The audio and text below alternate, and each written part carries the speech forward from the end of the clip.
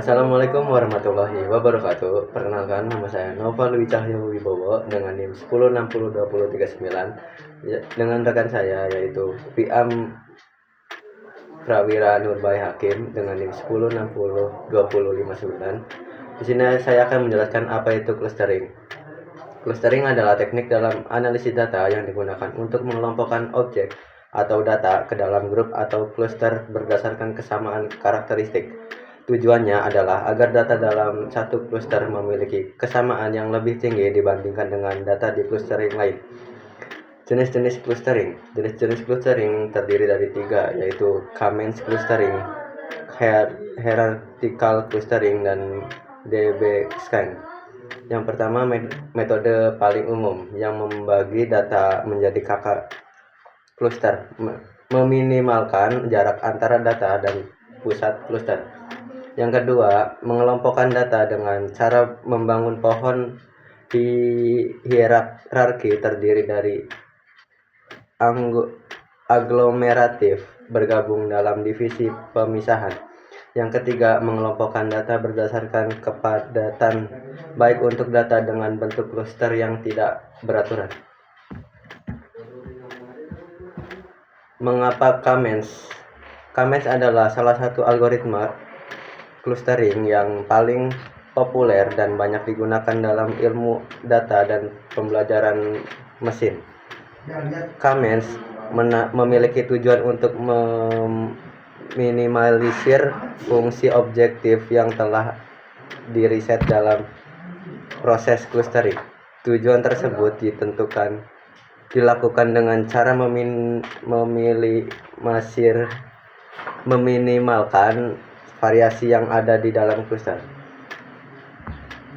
Kamens, langkah-langkah Kamens clustering. Yang pertama, tentukan jumlah cluster KK. Yang kedua, pilih KK titik acak sebagai pusat cluster awal. Yang ketiga, hitung jarak setiap titik data ke pusat cluster dan tetapkan titik cluster terdekat. Yang keempat, hitung ulang pusat cluster sebagai rata-rata dari semua titik dalam cluster tersebut. Yang kelima, ulangi langkah ketiga dan keempat hingga pusat cluster tidak berubah. Oke, terima kasih kepada saudara Noval telah menjelaskan mengenai materi mengenai clustering, dari penjelasan hingga contoh-contoch jenis-jenis dari clustering tersebut. Selanjutnya saya akan menjelaskan mengenai implementasi dari clustering, yaitu saya memberi contoh yaitu studi kasus mengenai tabel dari data mahasiswa. Di sini terdapat tabel dari data mahasiswa yang dalam tabel tersebut menyatakan bahwa terdapat nama dari mahasiswa serta data tinggi badan serta data berat badan. Selanjutnya ada perhitungan mengenai clustering tersebut. Di sini saya menggunakan contoh dari 2 individu menggunakan data dari Calvin William Wijaya dengan tinggi badan 170 cm serta berat badan 70 kg, serta menggunakan dari Gevira Nazibah Nur Luzain yaitu dengan tinggi badan 169 cm dan berat badan 55 kg. Selanjutnya saya melakukan inisialisasi centroid, yaitu saya memilih centroid pertama dengan menggunakan data tinggi badannya 168 dan berat badannya 60 kg, dan centroid kedua yaitu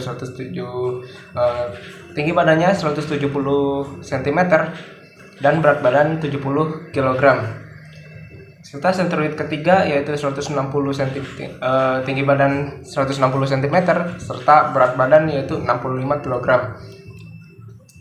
Selanjutnya saya akan menggunakan rumus yang tadi telah disampaikan oleh saudara Noval, yaitu perhitungan dari data Calvin dengan tinggi badan 170 cm dan berat badan 70 kg ke centroid 1, di mana sini terdapat akar 170 dikurangi 168. Nah, 168 itu sendiri adalah data tinggi badan dari centroid pertama. ditambah 70 kurangi 60. Nah, 70 sendiri yaitu berat badan dari eh, data mahasiswa Calvin, dan 60 yaitu berat badan dari senteroid pertama. Sama dengan hasilnya yaitu akar 2 ditambah 10 sama dengan akar 2 pangkat 2 ditambah 10 pangkat 2 sama dengan akar 4 tambah 100. Hasilnya yaitu akar 104. Nah, akar 104 itu sendiri yaitu 10,2.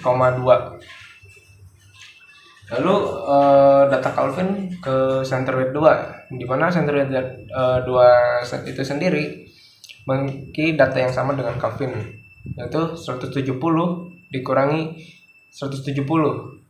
170 sendiri itu adalah data dari Calvin, tinggi badan dari Calvin, dan 170 itu tinggi badan dari data centroid 2 ditambah berat badan dari Calvin dan berat badan dari centroid 2. Hasilnya 0 karena tinggi badan serta berat badan dari Calvin dan centroid 2 itu sama. Selanjutnya melakukan perhitungan pada mahasiswa yaitu Gevira dengan tinggi badan 169 cm dan memiliki berat badan yaitu 55 kg ke centroid 1. Nah, Gevira itu memiliki badan 169 cm dikurangi 168 cm. Nah, 168 cm sendiri itu ya data pada centroid pertama ditambah berat badan dari Gevira 55 kg dikurangi 60. 60 itu merupakan data berat badan dari centroid pertama. Hasilnya yaitu akar 1 pangkat 2 ditambah 5 pangkat 2 sama dengan akar 1 tambah 25. Hasilnya akar 26. Jika diperkecil lagi akan menjadi 5,1. Nah, selanjutnya perhitungan dari data Gevira ke centroid 2. Itu data Gevira sendiri memiliki berat badan 169 cm. Tinggi badan,